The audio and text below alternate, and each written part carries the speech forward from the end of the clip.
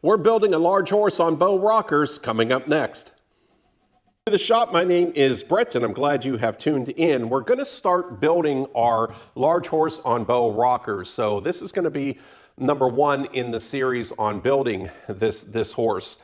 This is again something that I talked about in the last episode, something that I've been wanting to do for quite some time, but I've never had anybody really take me up on it. And I talked about that last week. I've always had people ask me if I can build a large on bow rockers, and once I give them the size, they kind of back away. Well, I did have a young lady out in Nevada contact me.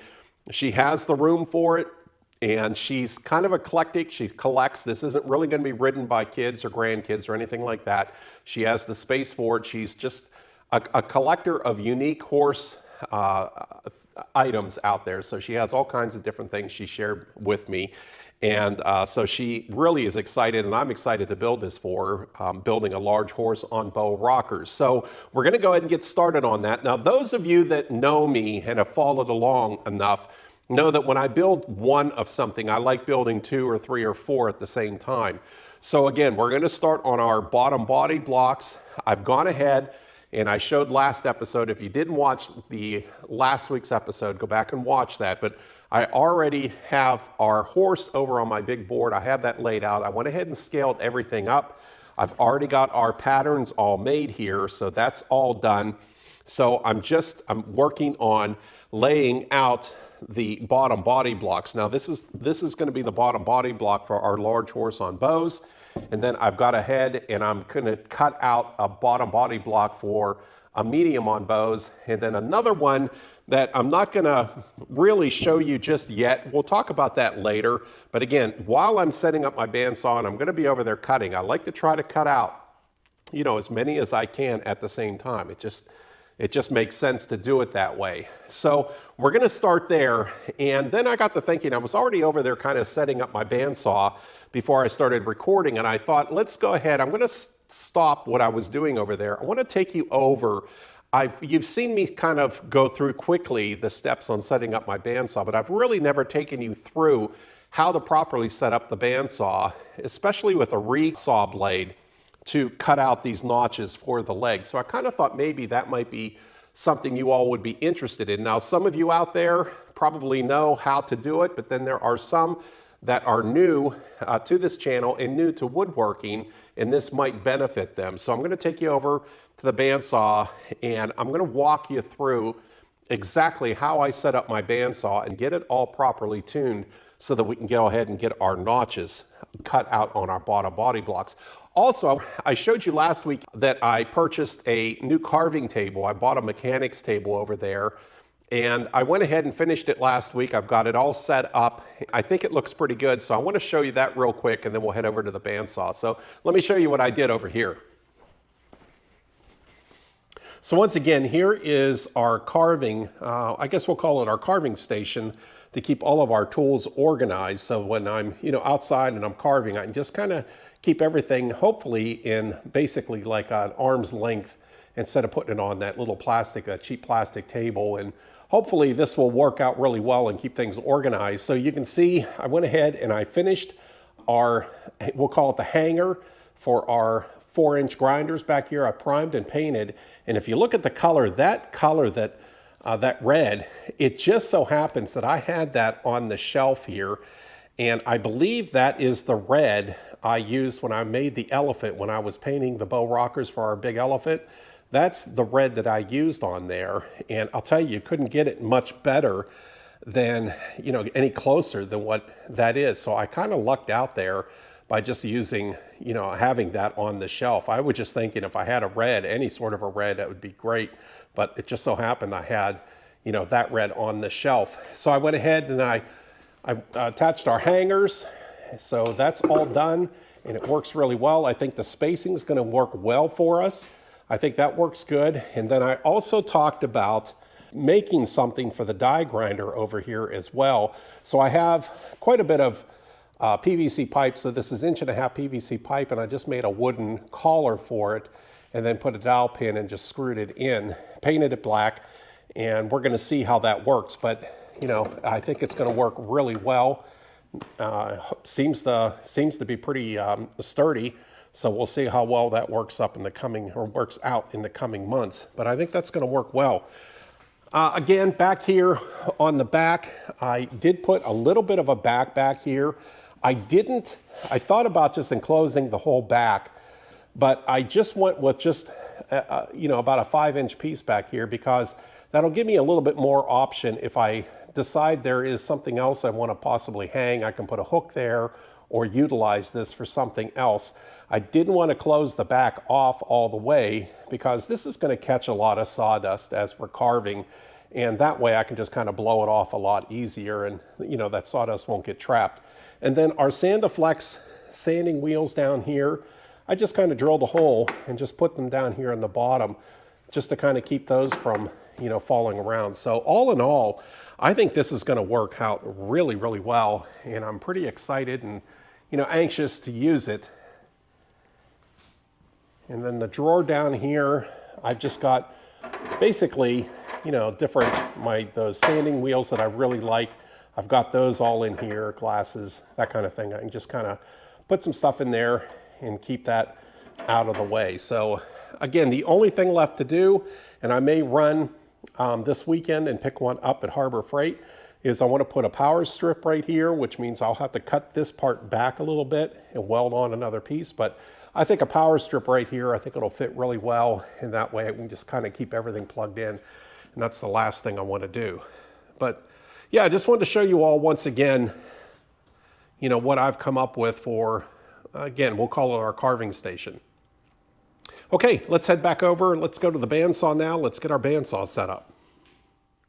So we're over here at my bandsaw, and like I said earlier, I went ahead and I started in on getting this all set up. This takes a lot of time to get this Resaw blade put on and get it all set up right. So that's why, again, when I have a chance to cut out the body blocks, bottom body blocks, then I'm going to try to cut out, 2, 3, 4, so that I can have those ready to go. Because like I said, there's some time involved in getting this thing set up and get it set up correctly. And that's why I wanted to stop and bring you over here, and let's go through together how I set up my bandsaw. There are great tutorial videos on how to do that. I absolutely recommend, look for those out there. But those of you that are new to woodworking, you may benefit from this on how I do it.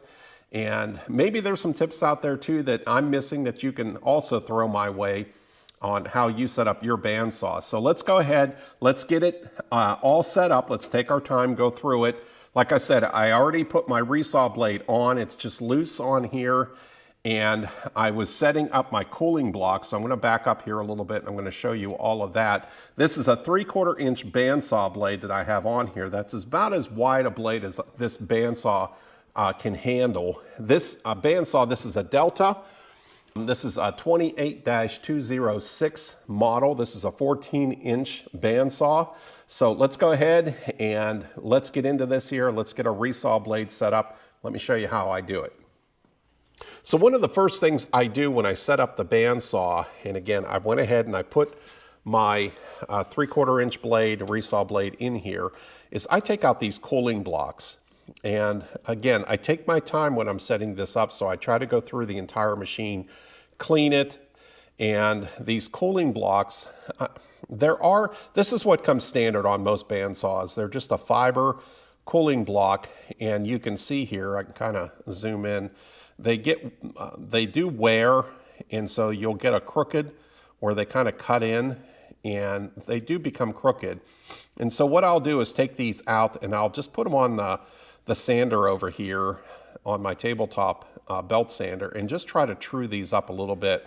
And then as I use my saw, there are times I can just take this cooling block out and switch it and basically rotate it, turn it one notch, and kind of try to get it to wear evenly. So that's one of the little tricks that I do with these cooling blocks. Now there are upgrades for these bandsaws, and they do make an upgrade where you can get rid of these fiber cooling blocks altogether, and you can put on what are like a bearing wheel like back here that replace the fiber cooling blocks. I'm on the fence with that. I've thought about upgrading, putting those on, and then I've heard stories where those get gummed up. Again, all of these bearings need to be lubricated constantly, and so when you have, that's just one more area there that you have to lubricate, and then the lubrication, of course, will attract sawdust. I'm going to be using, again, my dry lube on setting this all up, but this gets gummed up with sawdust and things in there. So, you know, again, you can let me know in the comments or email me what you use, if you like those or not. Like I said, I've thought about upgrading, but then I just kind of back away from it and I just stick with my fiber blocks here, and they seem to work really well. So I went ahead, I've removed those. I'm going to get those trued up here a little bit, and I also went ahead and removed the cooling blocks down here. They both were pretty straight and accurate, so I really didn't have to do anything to those. I just rotated them and put them back in place. And then one of the other things that I was working on before I started recording, let me turn this light on. Let me see if I can get you in here. Okay, so one of the areas that I was working on is my adjustment underneath here for the bearing and the guide blocks. And again, these get gummed up here with sawdust, so I was just taking my drill with a wire wheel and just kind of cleaning up the threads on that to get those to turn a lot easier. I do this every time I put a Resaw blade and I start cutting out my bottom body blocks. And I kind of go through the machine and get it pretty well cleaned up. And then, you know, then I can change the blade out, go back to, you know, my 1/4 inch blade or whatever else I'm using.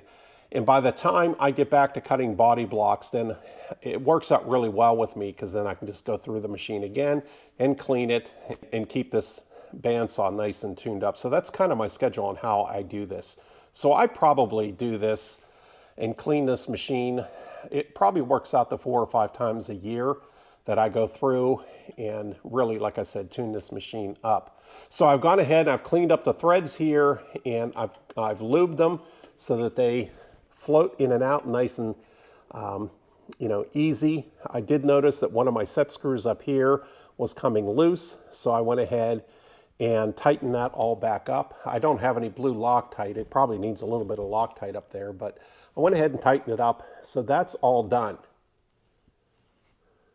So back up top here on my bandsaw, the way I adjust this, my blade is already on. This blade is thick enough and heavy enough that it is straight and going right down to the bottom wheel. So I know that that is accurate. So all I did is just kind of touch my guide blocks, bring them up so that they are just touching. There's still a little bit of play in here, and I can kind of move them back and forth just a little bit. So I'm not real tight. I want to keep it somewhat loose, and then I can just go in with my set screw and just kind of tighten that up. You don't want to over tighten these screws, these set screws underneath here.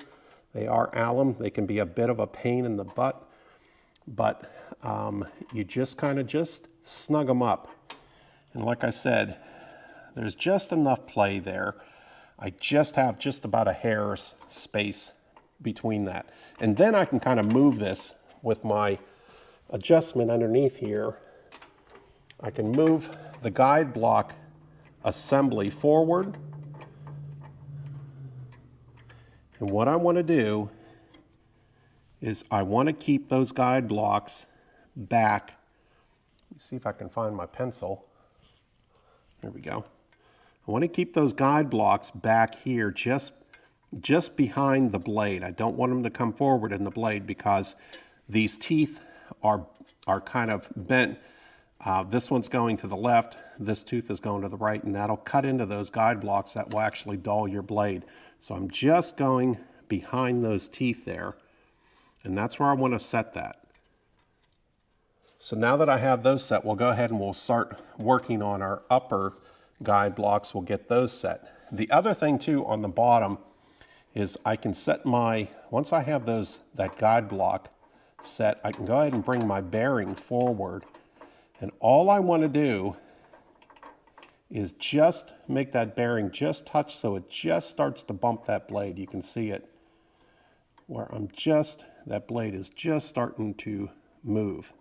And that's where I want to leave that set. Good.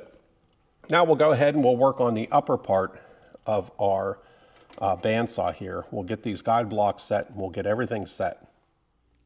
So I have my guide blocks here and I'm just going to touch. They're not too bad. I may just touch these just a little bit to try to just clean them up and true them up just a little bit with my belt sander here. But for the most part, they're not, the wearing on them is not too bad. I could probably just get away with rotating them. But let's go ahead and let me just touch them and we'll clean them up.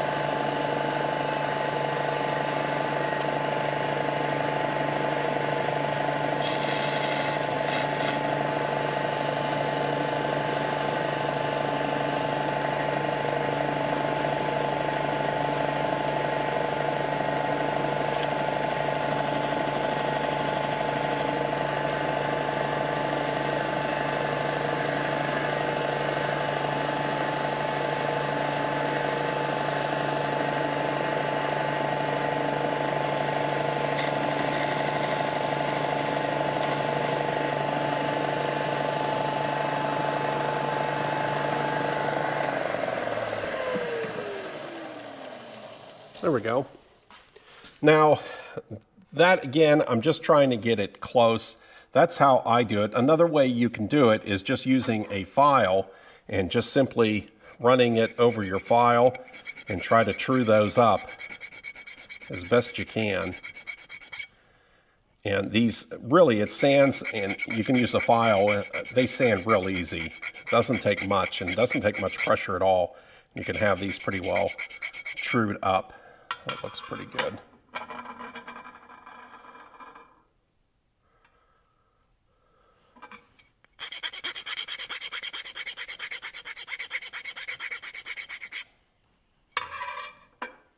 So there's our guide blocks. They're pretty well trued up. I'm just going to go ahead and put them in loosely.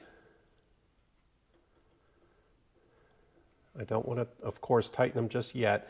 Now what I want to do is bring this whole cradle, this guide block cradle forward. Again, we're going to set it just so it's behind the teeth on our bandsaw blade.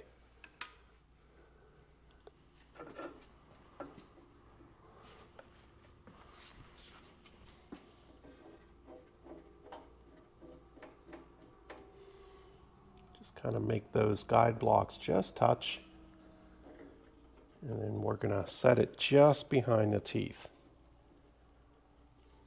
Oops.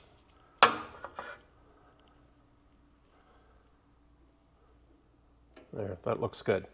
Once we have those guide blocks kind of set, I'm just going to put a little bit of pressure, not much. I do not want to squeeze these tight. I just want a little bit of pressure, light pressure on those. I'm going to set and tighten down my set screw.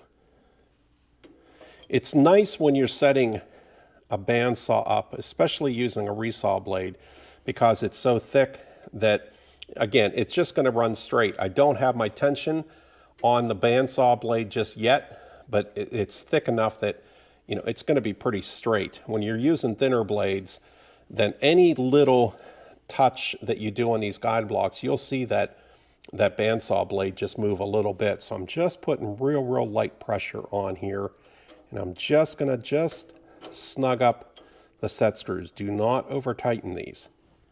I can't emphasize that enough, because this is just like pot aluminum, and you'll strip out the threads on that really easy.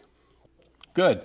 Now that we have our set screws set on our guide blocks, everything else is still loose. We haven't really made any other adjustments just yet. I'm not going to play with any sort of adjustments back here. I can bring you around and let me show you what I'm talking about. This is my arm that adds the tension.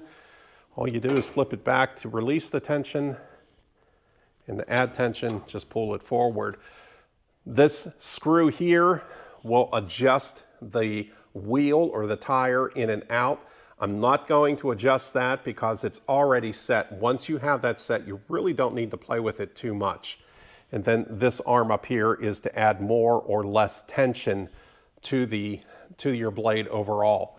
So I'm not really going to touch anything as far as any more tension on here because I already have it. When I go to take this Resaw blade off and I set up my 1/4 inch blade back on here, I'll show you as far as how much tension you should have on your blade. It's kind of hard to do it on a Resaw blade because it's so thick that it's already, it's not going to take much tension. So I'll show you again the tension and how much tension you want on there when we go back and set this all back up, go through the process again, setting up our 1/4 inch blade on here. Next up, I want to go ahead and I'm going to rotate the wheels on the bandsaw. And what I'm doing is I'm just looking to see and feel if there's any sort of drag and make sure that I have enough tension on here, but not a whole lot, that it's not dragging. And you can just feel it's just turning real easy, but yet there's enough tension on here to keep that blade nice and tight. So the other thing that's happening is as I turn these wheels, it's actually setting the blade here on my tire, on the rubber part of our wheels. Those are called tires. So that is actually setting and centering the bandsaw blade. Now there is, and again, this is kind of critical when you set up a bandsaw blade. It doesn't matter if you're using a 3/4 inch Resaw blade or a 1/4 inch blade. You want to make sure that these blades are riding right at the right spot on the rubber on the tires. And that's the next step. I'm going to show you again where to set that. And again, that's really critical, and that'll save the life of your bandsaw blade. So I've taken you off the tripod here. See if I can get a little bit more light on this. Yeah, that should work. So I've taken you off the tripod here, and I'm going to zoom in, and I want to show you there's a little bit of a gap right here. If you look at my pencil, and hopefully this shows up on camera, you can see there's just a hairline gap. You can probably put a piece of paper in there. I want that bandsaw blade to just come forward just a little bit, and I want it so that there's a little bit of a space. I want that bandsaw blade to just ride just this side of my wheel, just slightly. And again, it's kind of easy to do because we're setting up a Resaw blade, a 3/4 inch Resaw blade. But when we're setting up, we go back and we put the 1/4 inch blade back on. I'll show you that as well on how to set that. It's a little easier to see, but we want that blade to just sit. These bandsaw, these tires on here have a little bit, they're kind of domed just a little bit. They're not flat. And you can feel it when the blade is off. So we want that blade to just sit this side of the dome or the hump on that tire. And again, it's kind of difficult because we're setting up a Resaw blade, but I'll show you, I'll take you through on a 1/4 inch blade too, but we want that to just sit just a little bit forward of that, and it gives us a little bit of a space there. Good, we can go ahead, we can set, again, you can see how since we've moved the blade, we've rotated it, that our blade here has come forward just a little bit. So we want to go back and we want to bring this forward as much as we can. That may be as far as it goes. And down here at the bottom, I know I can get a little bit more out of that and bring that forward. There we go, just behind the teeth. Good. Now we want to set our bearing. And again, when we set the bearing, we want to set it so that it just touches. Just as soon as you see that bandsaw blade moving forward, then you can just back it off just a 1/4 turn. Because the idea is once we put wood into this and we press and we put pressure on it, it's going to bounce and it's going to hit that bearing, and that bearing is going to start to spin. When we let off and we're no longer cutting, then that bearing should stop. So I'm just going to clean off some of the old sawdust on here. And I'm going to add a little bit of the dry lube.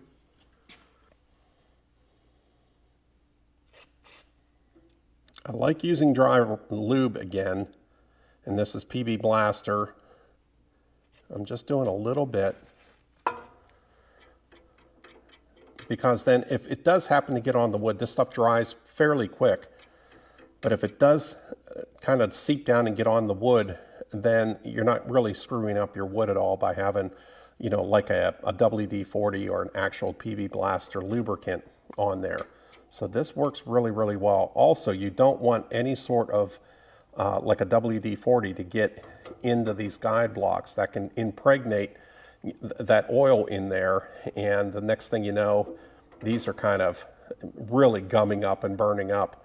So you try not to use any sort of WD-40 or anything like that on these bearings. Hopefully this makes sense.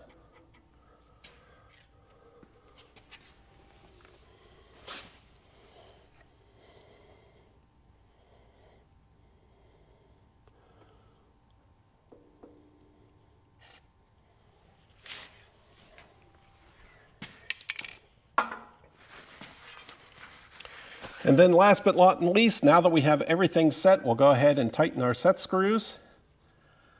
Just give everything another look over. I'm going to spin the wheels one more time. My bearing back here is not moving. It's staying stationary where it should. So is the bottom one. Good. Let's go ahead and we'll button everything up, and then we'll turn it on and we'll see how it tracks.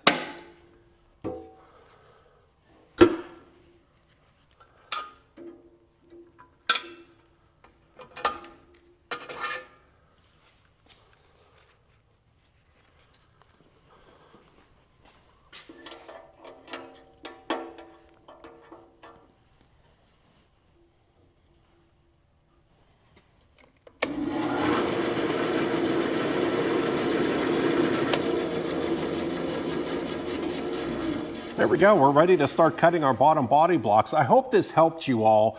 Again, this is for some of the beginners out there that may be tuning into this channel. I know there are a lot of experienced woodworkers out there that know how to tune up and you know, correctly set up your bandsaw, but I'm kind of really focusing on those ones that are brand new, that maybe may have a bandsaw, maybe breaking blades a lot. And when you set up and take the time to set up your bandsaw properly, especially this back bearing, you want to make sure that that is spinning when you're pushing, when you're putting pressure on that blade. If it's not, then you're going to go through blades and you may be, you know, busting blades and blaming it on the blade that they're cheap.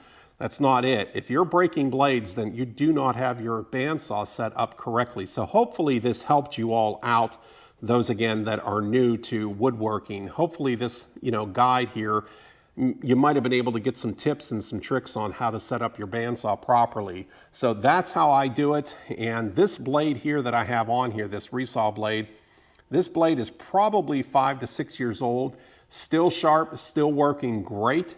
Even when I have a 3/8 blade or a 1/4 inch blade installed on my bandsaw, by setting it up properly, by taking your time and setting everything up properly, I probably get, I'm gonna say, you know, maybe 3 months, 4 months, 5 months out of a blade.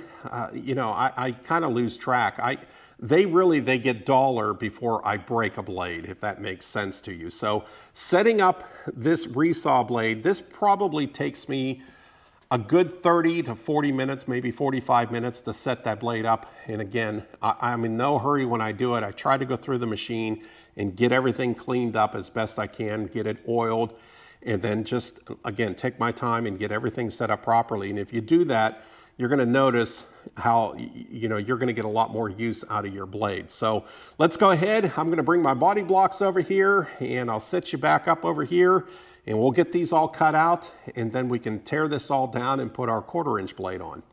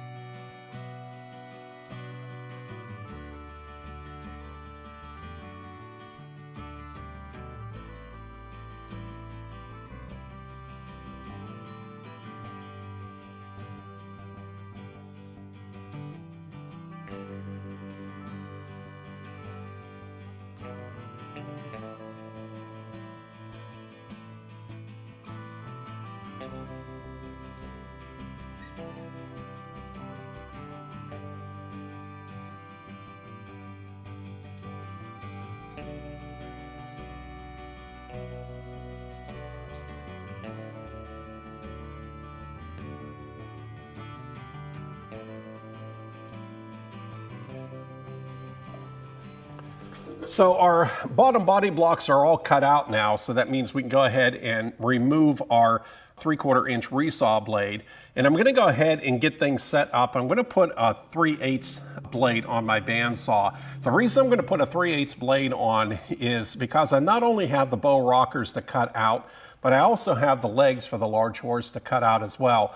Now normally when I'm cutting legs out, even on a large horse, I would use around a 1/4 inch blade. That seems to work pretty good. But I believe with large legs, I can go ahead, I can get that done with a 3/8 blade installed on the bandsaw. So that way I can get a lot better cut, a lot straighter cut when I go to do the bow rockers on there. So I'm going to take you through, I'm going to bring you back over. We're going to go through the process again of setting up the bandsaw, because we're going to have to, pretty much start over again. I'm going to have to set my bearing back and my cooling blocks, everything back out of the way. And then we'll go through the whole process again of setting up the bandsaw using a little bit thinner blade. Just going to move my bearing back out of the way, and then I'll start loosening up the cooling block and just back that up clear out of the way, and same on the bottom.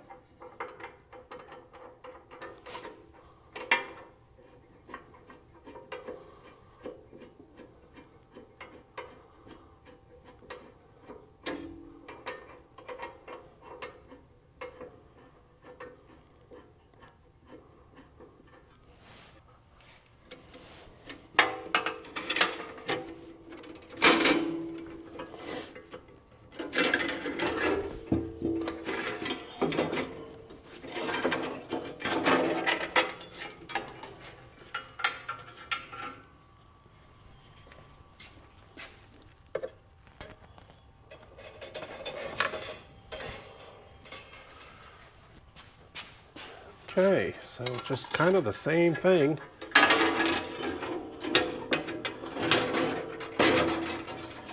Just kind of get our blade put in some sort of a position here.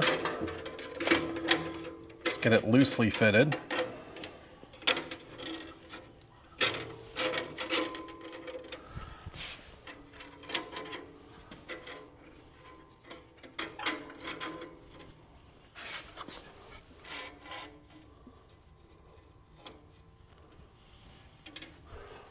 Looks good. I'm going to go ahead and put my tension on.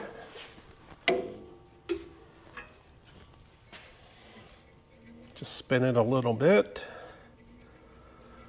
Looks good. Now we'll go ahead and loosen up the cooling blocks on the top and on the bottom, and then we'll reposition those, and then we'll set our bearings, set everything, and then we'll be ready to go. So at first glance, now that I have the tension back on, I'm not sure if you can see this, and I'm not sure if I can, this shield here is kind of in the way. This cooling block is a little bit too far to the right. So if I were to bring this forward, it's actually going to hit. So that's how far off, again, we are when I took off the Resaw blade. So I'm going to go ahead, I'm going to back off the set screws, move these cooling blocks out of the way on the top and on the bottom, and then we can go ahead, bring everything forward, and then we're just going to lightly touch the cooling blocks to either side of our blade. Now, as far as tension on the blade, I talked about that earlier. I don't like to put a whole lot of tension on, and I like maybe about, I don't know, 1/4 of an inch, 1/8 of an inch, 1/4 of an inch of play, wiggle room on either side. And again, that's just by experience. I've done this enough that I know that's a really good amount of tension right there. You put too much tension on, again, you're going to break your blade really, really quick. And again, going back to what I was saying earlier, if you continually break blades with very little use, or you're going through your blades and they're dulling fairly quickly, you need to stop and go back and take a look at everything. And you've got a setting off, you've got something off. Either your bearing is not moving, or you've got the cooling blocks either too tight or they're too loose. You know, when they're too loose, it'll tend to walk on you and your blade will wobble. So that's why it's really, really critical to take your time and just go through step by step and set your bandsaw up, correctly. So let me go ahead, I'll get my Allen wrench, and then we'll go ahead and get these screws all loosened up, and we'll go from there.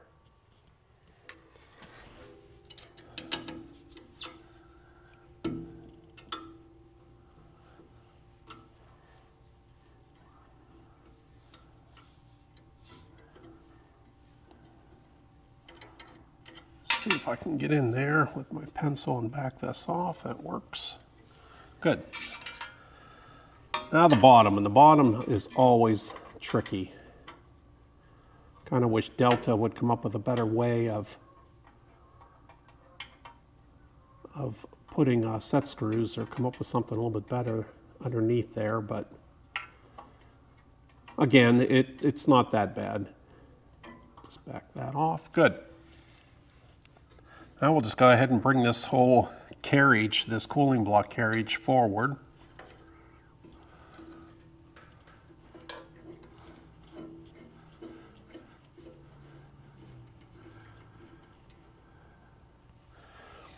And then I'm just gonna touch it real light.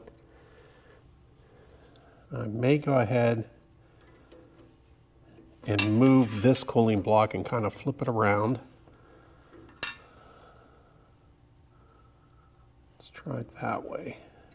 That looks better. Just real light pressure. It's not much.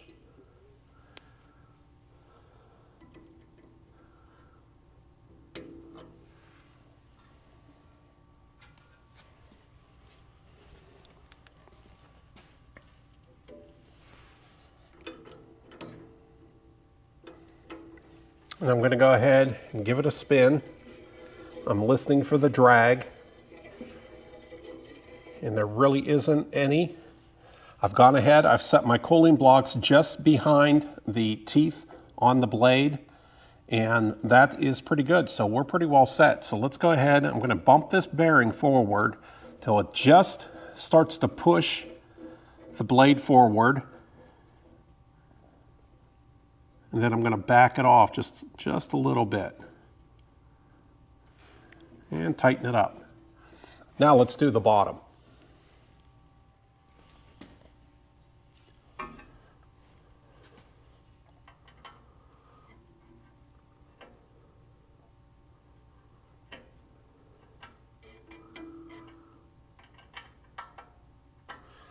So I'm going to move the cooling block cradle forward. Again, until it's just behind the teeth on the bandsaw, or on the blade. Let's go ahead and we'll move our bearing forward as well.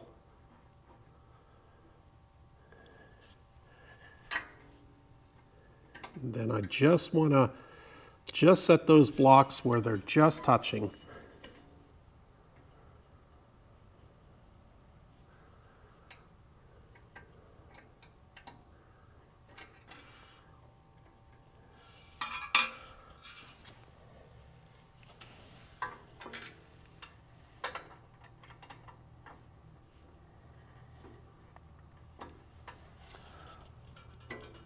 There we go. That looks good. Let's give it a spin. And just like that, we are all set to go. Now, let me show you too. I'm going to bring you back over here, and we've talked about setting the blade on top of the wheel, on top of your tire. And I've talked about how the top of that wheel has a bit of a dome. And if you didn't know that, you can check out your bandsaw and you can kind of feel it. It's just got a little bit of a dome. It's just curved just a little bit on your wheel. So you want that blade to just sit just a little bit forward on that hump, or on that bend right on top of that tire. I'll bring you back over and I'll show you. So here we are on the top wheel.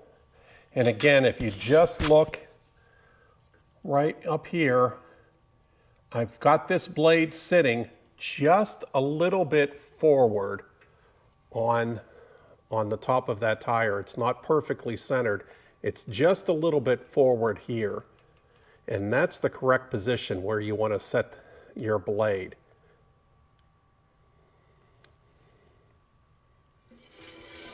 Just like that, we have our 3/8 blade installed and we're ready to go.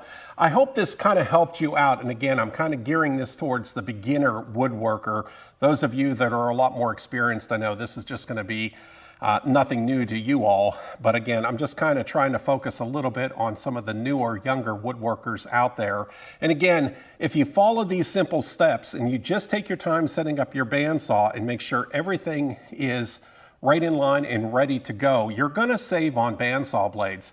And like I said earlier, if you're breaking bandsaw blades or you notice that they're dulling really quick, then you have something set wrong and you need to go back, take a look at everything. It's really important that these back bearings are spinning free. I know over the years I've had to replace a couple of these in the past because they do wear out. So I always keep those lubricated, and you want to use just a dry lubrication on that. And if that is spinning and everything is set up, you're going to notice you're going to keep bandsaw blades a lot longer, and it's going to save you money in the long run.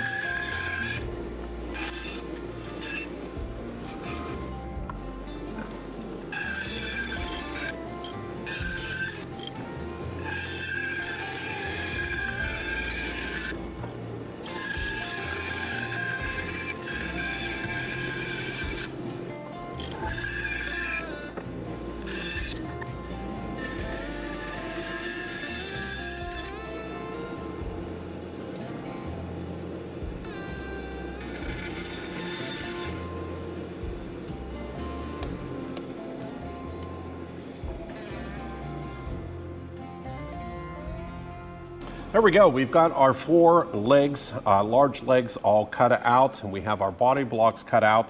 Really nice straight cuts. Feels really, really good. Again, I wasn't too concerned putting a 3/8 blade on here and cutting my legs out. If this would have been a medium or a small, it would have been really difficult with that size of a blade. But for these large legs, no problem at all. Nice straight cuts, and I'll show you here in a little bit on the bottom body blocks how nice of a cut I got with that Resaw blade. But yeah, okay, we've got our legs done. I'm going to go ahead and get some cherry down and go ahead and get some boards planed, and then I'll start laying out my rockers and then come back over here and start cutting my rockers out.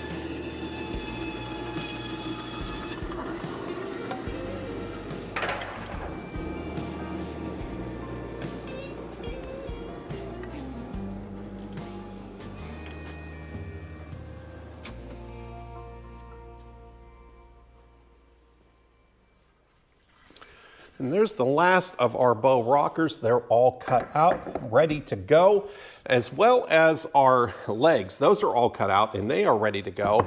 And of course, our bottom body blocks. Now I'll bring the camera over here and I want to show you all how nice of a job and how straight a cut you get with that Resaw blade on the bandsaw. It does a really nice job on cutting out the bottom body blocks. Now, next episode, I think what I want to try to do is I want to go ahead and screw the legs onto the bottom body block. I'm not going to glue anything. We're just going to dry fit everything. So we'll get those attached, and then I want to go ahead and set up our bow rockers as well. We're going to build that center box as I always do, and then we'll just clamp and dry fit everything first, because I'm really curious. Again, when I laid out the plans over here, when I laid out my drawing, I scaled everything up and I think I'm pretty close, but we won't know until we take that bottom half of our horse and set it up there on those rockers. And again, if we need to tweak something, that's a good time to do it. Then we can take everything apart and glue it up permanent. So that'll be next episode. As far as setting up the bandsaw, I kind of focused on that mainly this episode. And I hope some of you that are brand new to woodworking, or you may be kind of blowing through blades or burning through blades, I hope that was a little bit beneficial to you all as far as how I set up a bandsaw and go through it. So again, I know that was, for those of you that are, seasoned woodworkers out there, I know that's nothing new, but some of you new ones out there, newbies out there, you might have picked something up, and I hope you did. Well, that's where I'm going to leave it for this episode. Like I said, next week we'll come in here, we'll continue on building our large bow rockers as well as our little thoroughbred. I went ahead and I glued the ear and eye pieces on our little thoroughbred head, and I'm going to go ahead next week. I'm going to kind of get into this and I'm going to start carving it, because we're going to try to do both a little bit at the same time. But like I said, I'm really curious to see how this large horse on bow rockers is going to work out. So you'll definitely have to tune in on the next episode and we'll see how this all goes together. Once again, thanks a lot for following along. You can check me out on Instagram and Pinterest. I also can play around a little bit on TikTok, so you can check me out there. My website, of course, is greenfieldwoodworks.com. And as always, if you're interested in getting into this little hobby as far as building rocking horses, some great resources out there. All of the links are in the description down below. The Rocking Horse Shop is the main one. That's where you can get all your plans and get started, and they can help you and guide you as far as what plans, and they have plans from beginner level all the way up to expert, so you can reach out to them. Also, another great resource, and this is on Facebook, check out Rocking Horse Makers. They have some great advice on there, some really talented individuals on there that you can check out. Rocking Horse International on Facebook, and also Rocking Horse Elite. So those are some great resources out there. Well, until next episode, really appreciate you all following along. Happy carving, and we'll see you then. Take care.